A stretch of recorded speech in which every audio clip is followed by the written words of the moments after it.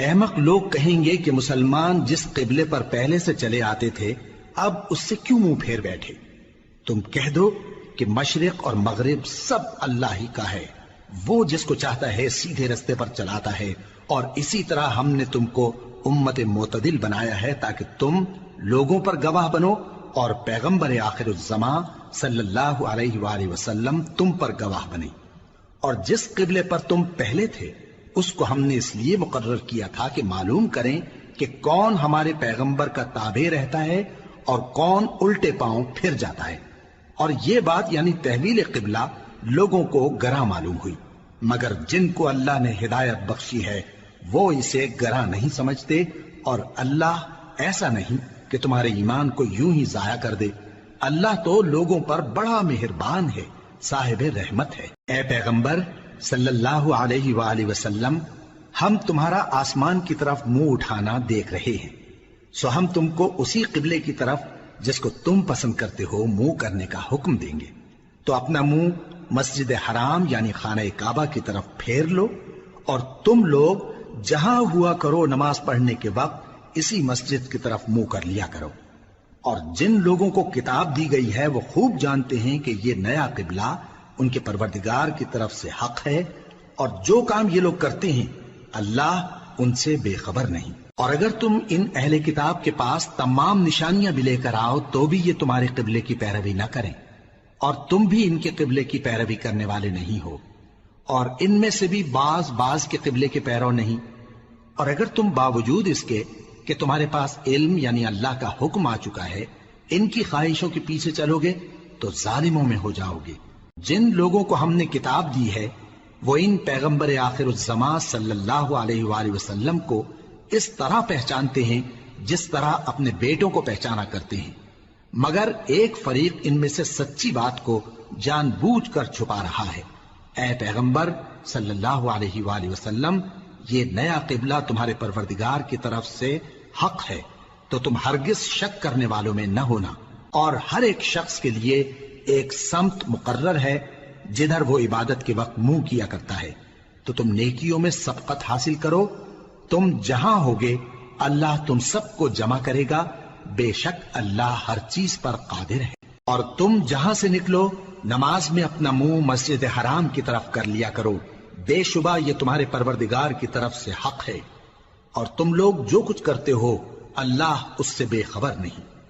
اور تم جہاں سے نکلو مسجد حرام کی طرف منہ کر کے نماز پڑھا کرو، اور مسلمانوں تم جہاں ہوا کرو اسی مسجد کی طرف رخ کیا کرو۔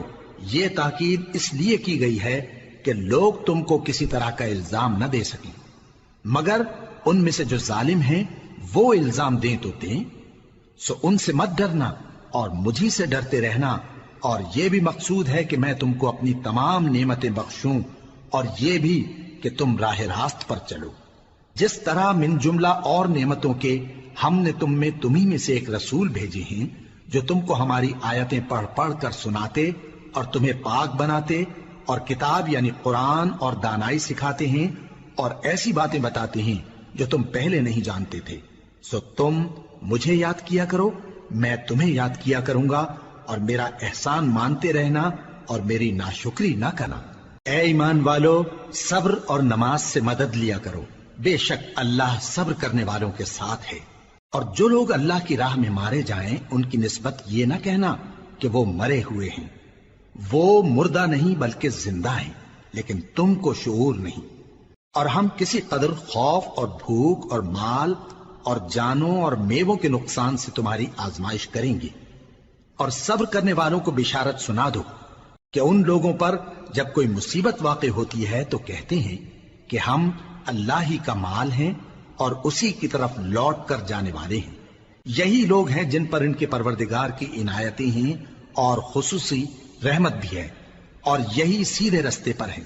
بے شک کوہ صفا اور مروہ اللہ کی نشانیوں میں سے ہیں، تو جو شخص خانہ کعبہ کا حج یا عمرہ کرے اس پر کچھ گناہ نہیں کہ دونوں کے درمیان چکر لگائے، بلکہ یہ ایک نیک کام ہے، اور جو کوئی نیک کام کرے تو اللہ قدردان ہے، دانا ہے۔ جو لوگ ہمارے حکموں اور ہدایتوں کو جو ہم نے نازل کی ہیں کسی غرض فاسد سے چھپاتے ہیں، باوجود کہ ہم نے ان کو لوگوں کے سمجھانے کے لیے اپنی کتاب میں کھول کھول کر بیان کر دیا ہے۔ ایسوں پر اللہ اور تمام لعنت کرنے والے لعنت کرتے ہیں۔ ہاں، جو توبہ کرتے ہیں اور اپنی حالت درست کر لیتے ہیں اور احکام الہی کو صاف صاف بیان کر دیتے ہیں تو میں ان کے قصور معاف کر دیتا ہوں، اور میں بڑا معاف کرنے والا، بڑا مہربان ہوں۔ جو لوگ کافر ہوئے اور کافر ہی مرے، ایسوں پر اللہ کی اور فرشتوں کی اور انسانوں کی سب کی لعنت، وہ ہمیشہ اسی لعنت میں گرفتار رہیں گے۔ ان سے نہ تو عذاب ہلکا ہی کیا جائے گا اور نہ انہیں کچھ مہلت ملے گی۔ اور لوگوں، تمہارا معبود ایک ہی معبود ہے، اس بڑے مہربان اور رحم والے کے سوا کوئی عبادت کے لائق نہیں۔ بے شک آسمانوں اور زمین کے پیدا کرنے میں اور رات اور دن کے ایک دوسرے کے پیچھے آنے جانے میں اور کشتیوں اور جہازوں میں جو سمندر میں لوگوں کے فائدے کے لیے رواں ہیں، اور میں جس کو اللہ آسمان سے برساتا اور اس سے زمین کو اس کے مردہ ہو جانے کے بعد زندہ یعنی خشک ہو جانے کے بعد سرسبز کر دیتا ہے، اور زمین پر ہر قسم کے جانور پھیلانے میں اور ہواؤں کے چلانے میں اور بادلوں میں جو آسمان اور زمین کے درمیان گھرے رہتے ہیں، عقل مندوں کے لیے اللہ کی قدرت کی نشانیاں ہیں۔ اور بعض لوگ ایسے ہیں جو غیر اللہ کو اللہ کا شریک بناتے اور ان سے اللہ کی سی محبت کرتے ہیں، لیکن جو ایمان والے ہیں وہ تو اللہ ہی کے سب سے زیادہ دوست دار ہیں۔ اور اے کاش ظالم لوگ جو بات عذاب کے وقت دیکھیں گے اب دیکھ لیتے کہ سب طرح کی طاقت اللہ ہی کو ہے، اور یہ کہ اللہ سخت عذاب کرنے والا ہے۔ اس دن کفر کے پیشوا اپنے پیروں سے بیزاری ظاہر کریں گے اور دونوں عذاب الہی دیکھ لیں گے اور ان کے آپس کے تعلقات منقطع ہو جائیں گے۔ یہ حال دیکھ کر پیروی کرنے والے حسرت سے کہیں گے کہ اے کاش ہمیں پھر دنیا میں جانا نصیب ہو، تاکہ جس طرح یہ ہم سے بیزار ہو رہے ہیں اسی طرح ہم بھی ان سے بیزار ہوں۔ اس طرح اللہ ان کے اعمال حسرت بنا کر دکھائے گا اور وہ دوزخ سے نکل نہیں سکیں گے۔ لوگوں، جو چیزیں زمین میں حلال طیب ہیں وہ کھاؤ، اور شیطان کے قدموں پر نہ چلو، وہ تمہارا کھلا دشمن ہے۔ وہ تو تم کو برائی اور بے حیائی ہی کے کام کرنے کو کہتا ہے، اور یہ بھی کہ اللہ کی نسبت ایسی باتیں کہو جن کا تمہیں کچھ بھی علم نہیں۔ اور جب ان لوگوں سے کہا جاتا ہے کہ جو کتاب اللہ نے نازل فرمائی ہے اس کی پیروی کرو، تو کہتے ہیں نہیں، بلکہ ہم تو اسی چیز کی پیروی کریں گے جس پر ہم نے اپنے باپ دادا کو پایا۔ بھلا اگرچہ ان کے باپ دادا نہ کچھ سمجھتے ہوں اور نہ سیدھے رستے پر ہوں، تب بھی وہ انہی کی تقلید کیے جائیں گے۔ جو لوگ کافر ہیں ان کی مثال اس شخص کی سی ہے جو کسی ایسی چیز کو آواز دے جو پکار اور آواز کے سوا کچھ سن نہ سکے۔ یہ بہرے ہیں، گونگے ہیں، اندھے ہیں کہ کچھ سمجھ ہی نہیں سکتے۔ اے اہل ایمان، جو پاکیزہ چیزیں ہم نے تم کو عطا فرمائی ہیں ان کو کھاؤ، اور اگر اللہ ہی کے بندے ہو تو اس کی نعمتوں کا شکر بھی ادا کرو۔ اس نے تو تم پر بس مرا ہوا جانور اور لہو اور سور کا گوشت اور جس چیز پر اللہ کے سوا کسی اور کا نام پکارا جائے حرام کر دیا ہے۔ ہاں، جو مجبور ہو جائے بشرطے کہ اللہ کی نافرمانی نہ کرے اور حد ضرورت سے باہر نہ نکل جائے، اس پر کچھ گناہ نہیں۔ بے شک اللہ بخشنے والا ہے، رحم کرنے والا ہے۔ جو لوگ اللہ کی کتاب سے ان آیتوں اور ہدایتوں کو جو اس نے نازل فرمائی ہیں چھپاتے اور ان کے بدلے تھوڑی سی قیمت یعنی دنیاوی منفعت حاصل کرتے ہیں، وہ اپنے پیٹوں میں محض آگ بھرتے ہیں۔ ایسے لوگوں سے اللہ قیامت کے دن نہ کلام کرے گا اور نہ ان کو گناہوں سے پاک کرے گا، اور ان کے لیے دکھ دینے والا عذاب ہے۔ یہ وہ لوگ ہیں جنہوں نے ہدایت چھوڑ کر گمراہی اور بخشش چھوڑ کر عذاب خرید لیا۔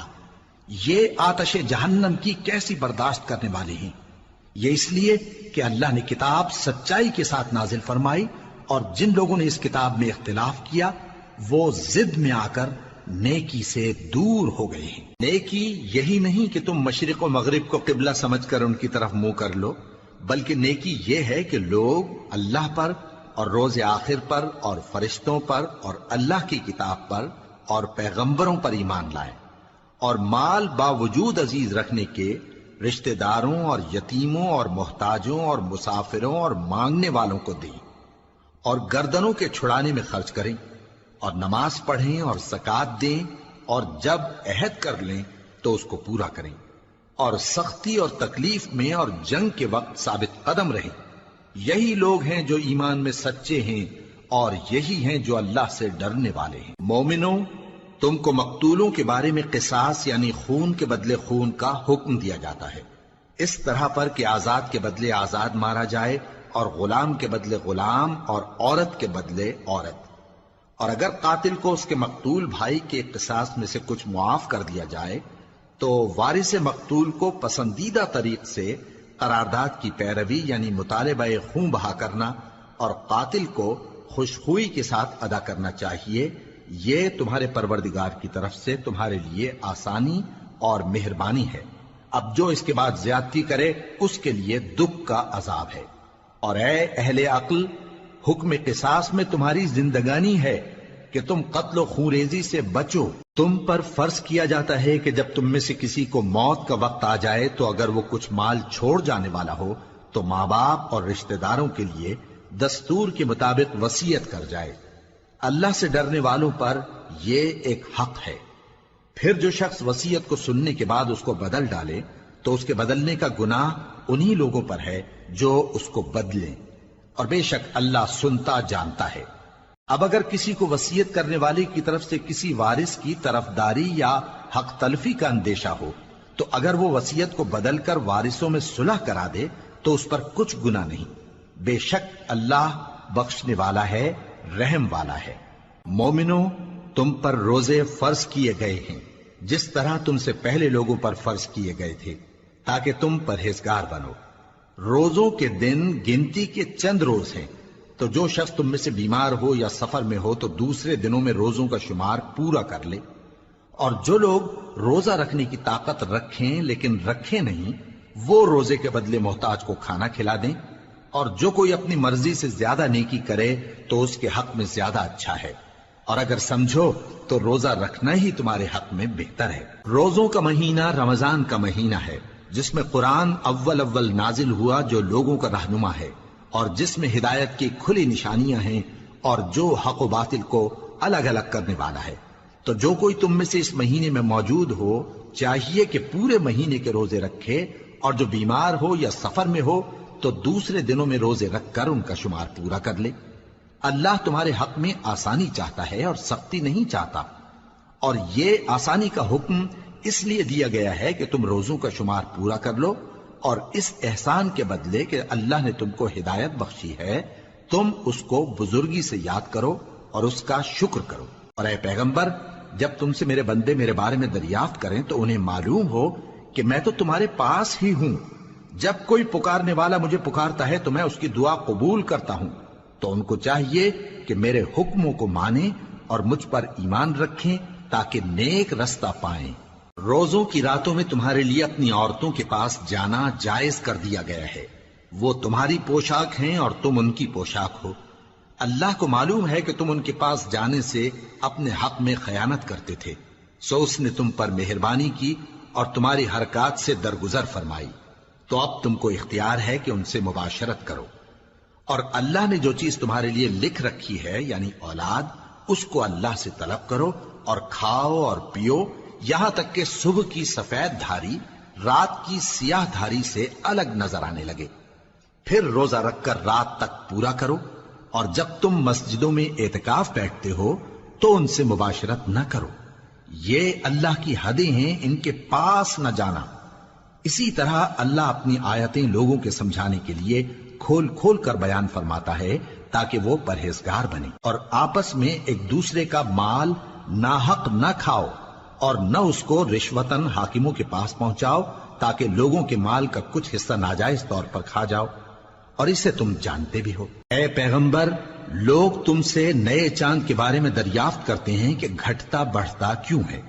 کہہ دو کہ وہ لوگوں کے کاموں کی میعادیں اور حج کے وقت معلوم ہونے کا ذریعہ ہے، اور نیکی اس بات میں نہیں کہ احرام کی حالت میں گھروں میں ان کے پچھواڑے کی طرف سے آؤ، بلکہ نیکوکار وہ ہے جو پرہیزگار ہو، اور گھروں میں ان کے دروازوں سے آیا کرو، اور اللہ سے ڈرتے رہو تاکہ کامیاب ہو جاؤ۔ اور جو لوگ تم سے لڑتے ہیں تم بھی اللہ کی راہ میں ان سے لڑو، مگر زیادتی نہ کرنا، کہ اللہ زیادتی کرنے والوں کو دوست نہیں رکھتا، اور ان کو جہاں پاؤ قتل کر دو، اور جہاں سے انہوں نے تم کو نکالا ہے یعنی مکے سے، وہاں سے تم بھی ان کو نکال دو۔ اور دین سے گمراہ کرنے کا فساد قتل و خونریزی سے کہیں بڑھ کر ہے، اور جب تک وہ تم سے مسجد حرام یعنی خانہ کعبہ کے پاس نہ لڑیں تم بھی وہاں ان سے نہ لڑنا۔ ہاں اگر وہ تم سے لڑیں تو تم ان کو قتل کر ڈالو، کافروں کی یہی سزا ہے۔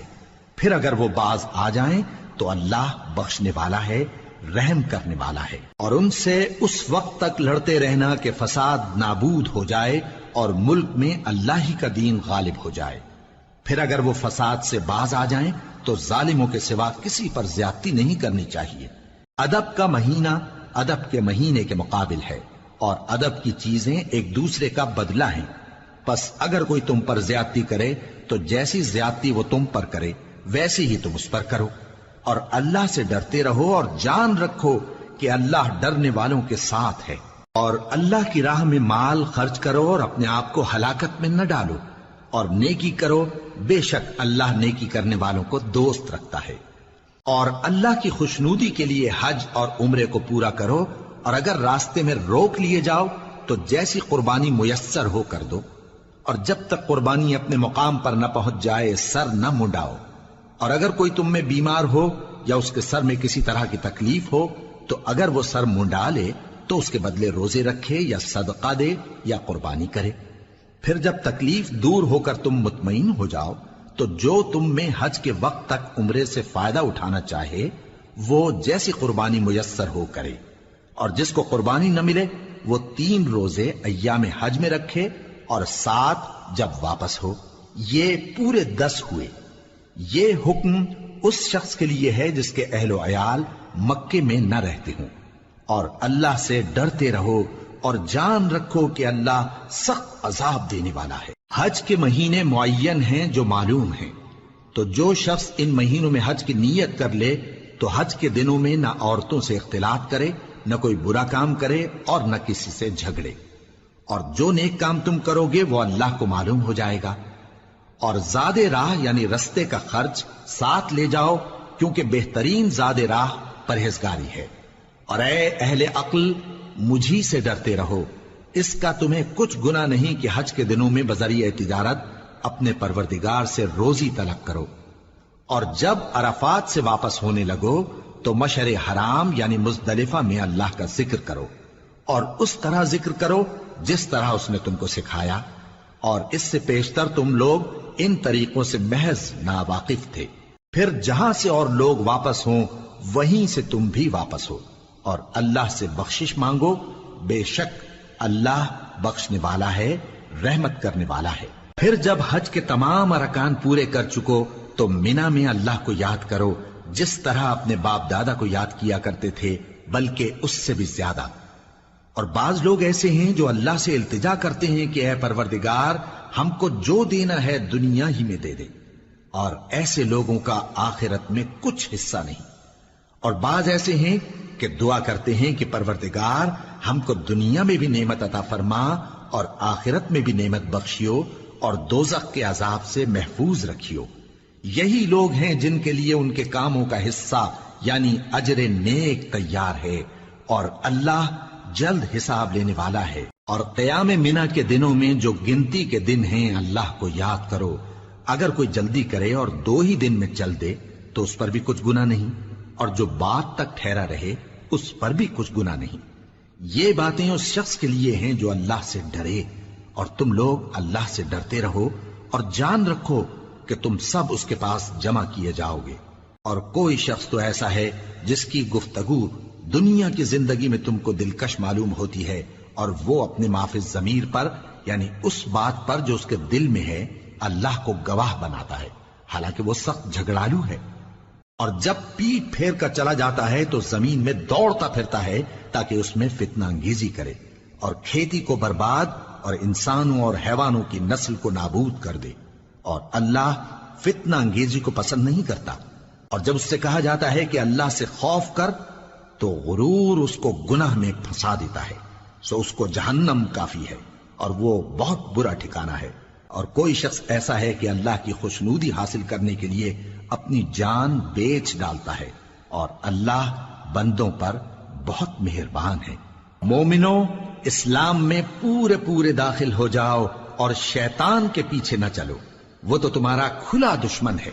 پھر اگر تم احکام روشن پہنچ جانے کے بعد لڑکھڑا جاؤ تو جان رکھو کہ اللہ غالب ہے، حکمت والا ہے۔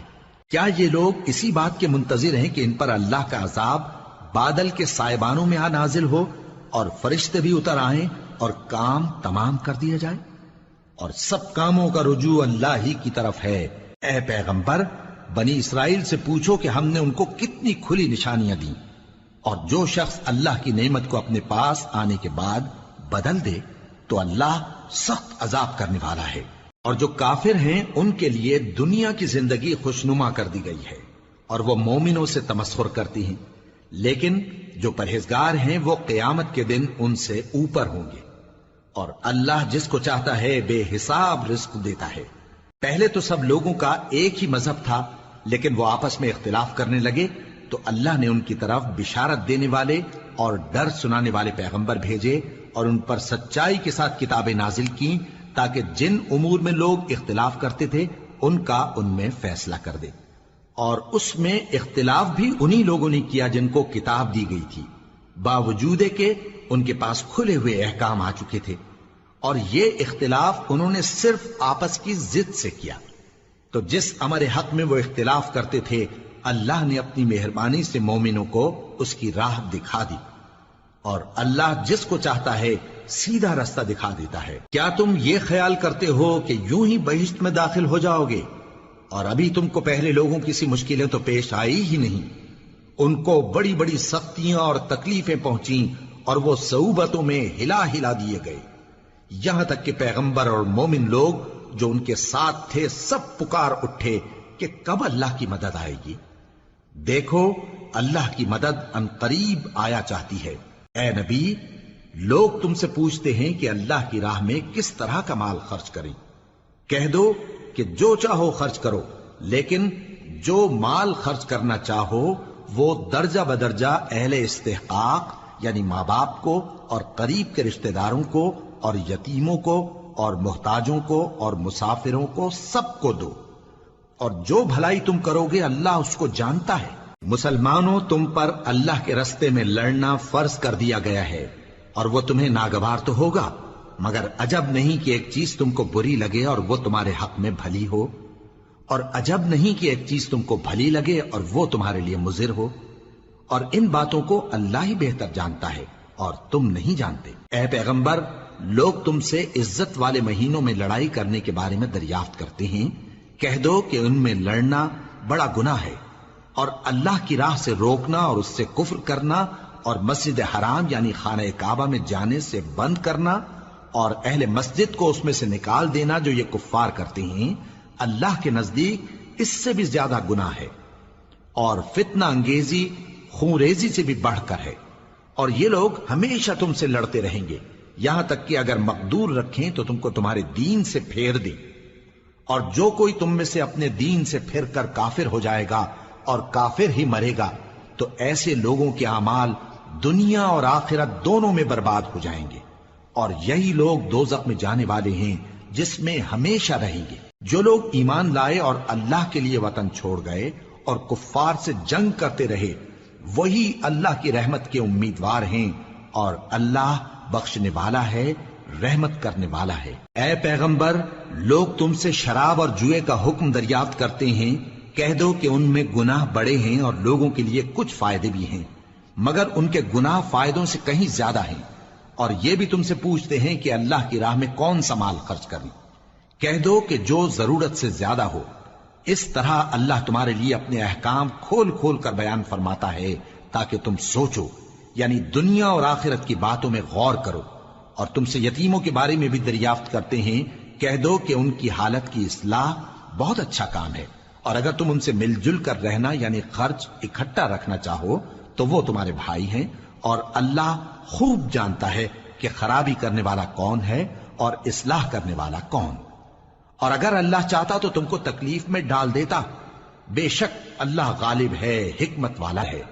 اور مومنوں مشرک عورتوں سے جب تک وہ ایمان نہ لائیں نکاح نہ کرنا، کیونکہ مشرک عورت خواہ تم کو کیسی ہی بھلی لگے اس سے مومن لونڈی بہتر ہے۔ اور اسی طرح مشرک مرد جب تک ایمان نہ لائیں مومن عورتوں کو ان کی زوجیت میں نہ دینا، کیونکہ مشرک مرد سے خواہ وہ تم کو کیسا ہی بھلا لگے مومن غلام بہتر ہے۔ یہ مشرک لوگوں کو دوزخ کی طرف بلاتی ہیں، اور اللہ اپنی مہربانی سے بہشت اور بخشش کی طرف بلاتا ہے، اور اپنے حکم لوگوں سے کھول کھول کر بیان کرتا ہے تاکہ نصیحت حاصل کریں۔ اور تم سے حیض کے بارے میں دریافت کرتے ہیں، کہہ دو وہ تو نجاست ہے، سو ایام حیض میں عورتوں سے کنارہ کش رہو، اور جب تک وہ پاک نہ ہو جائیں ان سے مقاربت نہ کرو۔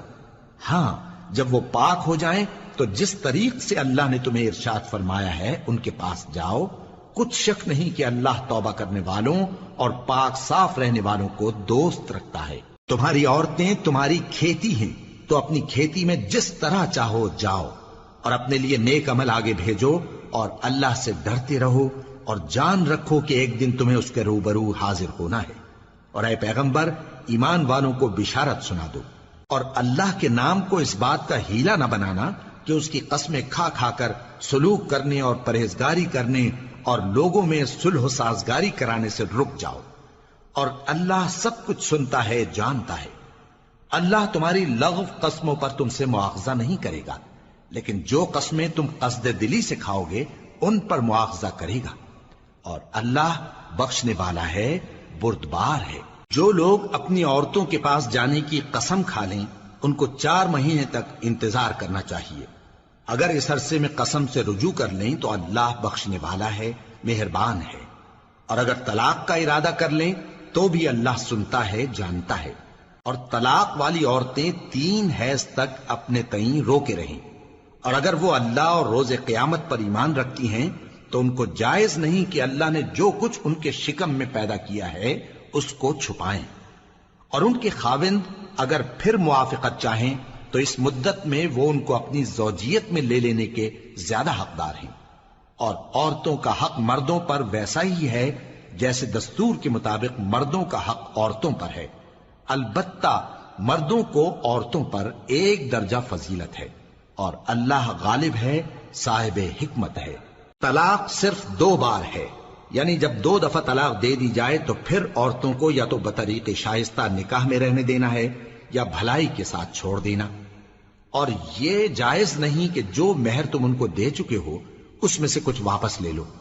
ہاں اگر زن و شوہر کو خوف ہو کہ وہ اللہ کی حدوں کو قائم نہیں رکھ سکیں گے تو اگر عورت خاوند کے ہاتھ سے رہائی پانے کے بدلے میں کچھ دے ڈالے تو دونوں پر کچھ گناہ نہیں۔ یہ اللہ کی مقرر کی ہوئی حدیں ہیں، ان سے باہر نہ نکلنا، اور جو لوگ اللہ کی حدوں سے باہر نکل جائیں گے وہ گناہگار ہوں گے۔ پھر اگر شوہر 2 طلاقوں کے بعد تیسری طلاق عورت کو دے دے تو اس کے بعد جب تک عورت کسی دوسرے شخص سے نکاح نہ کر لے اس پہلے شوہر پر حلال نہ ہوگی۔ ہاں اگر دوسرا خاوند بھی طلاق دے دے اور عورت اور پہلا خاوند پھر ایک دوسرے کی طرف رجوع کر لیں تو ان پر کچھ گناہ نہیں، بشرطے کہ دونوں یقین کریں کہ اللہ کی حدوں کو قائم رکھ سکیں گے، اور یہ اللہ کی حدیں ہیں، ان کو وہ ان لوگوں کے لیے بیان فرماتا ہے جو علم رکھتے ہیں۔ اور جب تم عورتوں کو 2 دفعہ طلاق دے چکو اور ان کی عدت پوری ہو جائے تو انہیں یا تو حسن سلوک سے نکاح میں رہنے دو یا بطریق شائستہ رخصت کر دو، اور اس نیت سے ان کو نکاح میں نہ رہنے دینا چاہیے کہ انہیں تکلیف دو اور ان پر زیادتی کرو، اور جو ایسا کرے گا وہ اپنا ہی نقصان کرے گا۔ اور اللہ کے احکام کو ہنسی اور کھیل نہ بناؤ، اور اللہ نے تم کو جو نعمتیں بخشی ہیں اور تم پر جو کتاب اور دانائی کی باتیں نازل کی ہیں جن سے وہ تمہیں نصیحت فرماتا ہے ان کو یاد کرو، اور اللہ سے ڈرتے رہو، اور جان رکھو کہ اللہ ہر چیز سے واقف ہے۔ اور جب تم عورتوں کو طلاق دے چکو اور ان کی عدت پوری ہو جائے تو ان کو اپنے شوہروں کے ساتھ جب وہ آپس میں جائز طور پر راضی ہو جائیں نکاح کرنے سے مت روکو۔ اس حکم سے اس شخص کو نصیحت کی جاتی ہے جو تم میں اللہ اور روز آخر پر یقین رکھتا ہے۔ یہ تمہارے لیے نہایت خوب اور بہت پاکیزگی کی بات ہے، اور اللہ جانتا ہے اور تم نہیں جانتے۔ اور مائیں اپنے بچوں کو پورے 2 سال دودھ پلائیں یہ حکم اس شخص کے لیے ہے جو پوری مدت تک دودھ پلوانا چاہے، اور دودھ پلانے والی ماؤں کا کھانا اور کپڑا دستور کے مطابق باپ کے ذمے ہوگا۔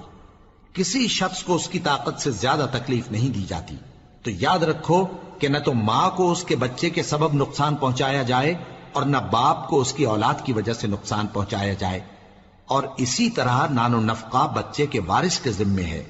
اور اگر دونوں یعنی ماں باپ آپس کی رضامندی اور صلاح سے بچے کا دودھ چھڑانا چاہیں تو ان پر کچھ گناہ نہیں، اور اگر تم اپنی اولاد کو دودھ پلوانا چاہو تو تم پر کچھ گناہ نہیں، بشرطے کہ تم دودھ پلانے والیوں کو دستور کے مطابق ان کا حق جو تم نے دینا کیا تھا دے دو، اور اللہ سے ڈرتے رہو اور جان رکھو کہ جو کچھ تم کرتے ہو اللہ اس کو دیکھ رہا ہے۔ اور جو لوگ تم میں سے مر جائیں اور عورتیں چھوڑ جائیں تو وہ عورتیں 4 مہینے اور 10 دن اپنے آپ کو روکے رہیں، اور جب یہ عدت پوری کر چکیں اور اپنے حق میں پسندیدہ کام یعنی نکاح کر لیں تو تم پر کچھ گناہ نہیں، اور اللہ تمہارے سب کاموں سے واقف ہے۔ اگر تم اشارے کنائے میں عورتوں کو نکاح کا پیغام بھیجو یا نکاح کی خواہش کو اپنے دلوں میں مخفی رکھو تو تم پر کچھ گناہ نہیں۔ اللہ کو معلوم ہے کہ تم ان سے نکاح کا ذکر کرو گے، مگر ایام عدت میں اس کے سوا کے دستور کے مطابق کوئی بات کہہ دو، پوشیدہ طور پر ان سے قول و قرار نہ کرنا، اور جب تک عدت پوری نہ ہو لے نکاح کا پختہ ارادہ نہ کرنا، اور جان رکھو کہ جو کچھ تمہارے دلوں میں ہے اللہ کو سب معلوم ہے، تو اس سے ڈرتے رہو اور جان رکھو کہ اللہ بخشنے والا ہے، حلم والا ہے۔ اور اگر تم عورتوں کو ان کے پاس جانے یا ان کا مہر مقرر کرنے سے پہلے طلاق دے دو تو تم پر کچھ گناہ نہیں، ہاں ان کو دستور کے مطابق کچھ خرچ ضرور دو، یعنی مقدور والا اپنے مقدور کے مطابق دے اور تنگ دست اپنی حیثیت کے مطابق۔ نیک لوگوں پر یہ ایک طرح کا حق ہے۔ اور اگر تم عورتوں کو ان کے پاس جانے سے پہلے طلاق دے دو لیکن مہر مقرر کر چکے ہو تو آدھا مہر دینا ہوگا۔ ہاں اگر عورتیں مہر بخش دیں یا مرد جن کے ہاتھ میں عقد نکاح ہے اپنا حق چھوڑ دیں اور پورا مہر دے دیں تو ان کو اختیار ہے، اور اگر تم مرد لوگ ہی اپنا حق چھوڑ دو تو یہ پرہیزگاری کی بات ہے، اور آپس میں بھلائی کرنے کو فراموش نہ کرنا۔ کچھ شک نہیں کہ اللہ تمہارے سب کاموں کو دیکھ رہا ہے۔ مسلمانوں، سب نمازیں خصوصاً بیچ کی نماز یعنی نماز عصر پورے اہتمام کے ساتھ ادا کرتے رہو اور اللہ کے آگے ادب سے کھڑے رہا کرو۔ پھر اگر تم خوف کی حالت میں ہو تو پیادے یا سوار جس حال میں ہو نماز پڑھ لو۔ پھر جب امن و اطمینان ہو جائے تو جس طریق سے اللہ نے تم کو سکھایا ہے جو تم پہلے نہیں جانتے تھے اللہ کو یاد کرو۔ اور جو لوگ تم میں سے مر جائیں اور عورتیں چھوڑ جائیں وہ اپنی عورتوں کے حق میں وصیت کر جائیں کہ ان کو 1 سال تک خرچ دیا جائے اور گھر سے نہ نکالی جائیں۔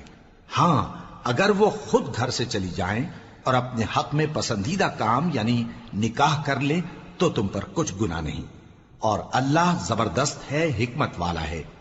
اور مطلقہ عورتوں کو بھی دستور کے مطابق نان و نفقہ دینا چاہیے، پرہیزگاروں پر یہ بھی حق ہے۔ اسی طرح اللہ اپنے احکام تمہارے لیے بیان فرماتا ہے تاکہ تم سمجھو۔ بھلا تم نے ان لوگوں کو نہیں دیکھا جو شمار میں ہزاروں ہی تھے اور موت کے ڈر سے اپنے گھروں سے نکل بھاگے تھے؟ تو اللہ نے ان کو حکم دیا کہ مر جاؤ، پھر ان کو زندہ بھی کر دیا۔ کچھ شک نہیں کہ اللہ لوگوں پر مہربانی رکھتا ہے، لیکن اکثر لوگ شکر نہیں کرتے۔ اور مسلمانوں، اللہ کی راہ میں جہاد کرو اور جان رکھو کہ اللہ سب کچھ سنتا ہے، سب کچھ جانتا ہے۔ کون ہے کہ اللہ کو قرض حسنہ دے کہ وہ اس کے بدلے اس کو کئی گنا زیادہ دے گا، اور اللہ ہی روزی کو تنگ کرتا اور وہی اسے کشادہ کرتا ہے، اور تم اسی کی طرف لوٹ کر جاؤ گے۔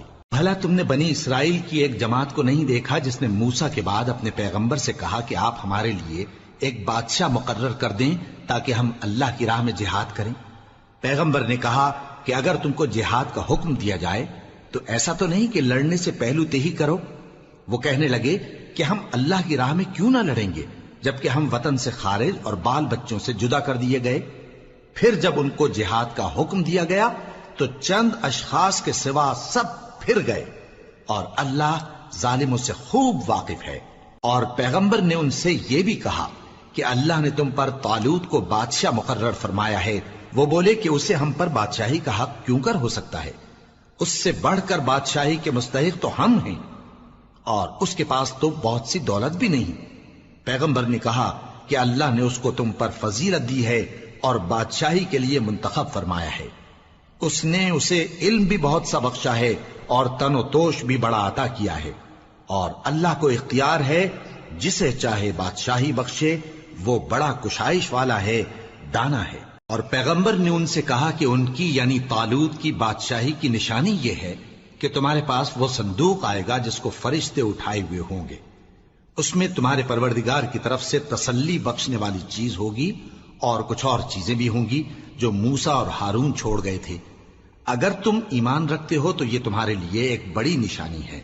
غرض جب طالوت فوجیں لے کر روانہ ہوا تو اس نے ان سے کہا کہ اللہ ایک نہر سے تمہاری آزمائش کرنے والا ہے، جو شخص اس میں سے پانی پی لے گا اس کی نسبت تصور کیا جائے گا کہ وہ میرا نہیں، اور جو نہ پیے گا وہ سمجھا جائے گا کہ میرا ہے۔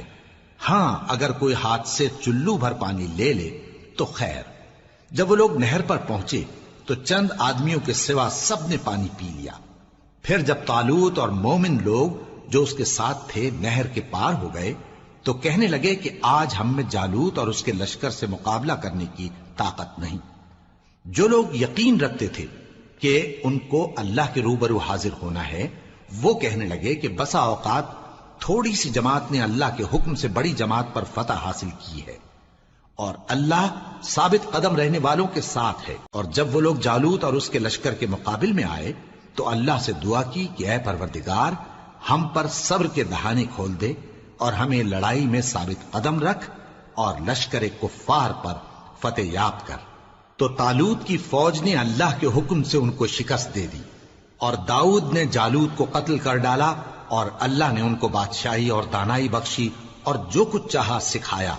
اور اگر اللہ لوگوں کو ایک دوسرے پر چڑھائی اور حملہ کرنے سے نہ ہٹاتا رہتا تو کرۂ ارض تباہ ہو جاتا، لیکن اللہ اہل عالم پر بڑا مہربان ہے۔ یہ اللہ کی آیتیں ہیں جو ہم تم کو سچائی کے ساتھ پڑھ کر سناتے ہیں، اور اے محمد صلی اللہ علیہ وآلہ وسلم، تم بلا شبہ پیغمبروں میں سے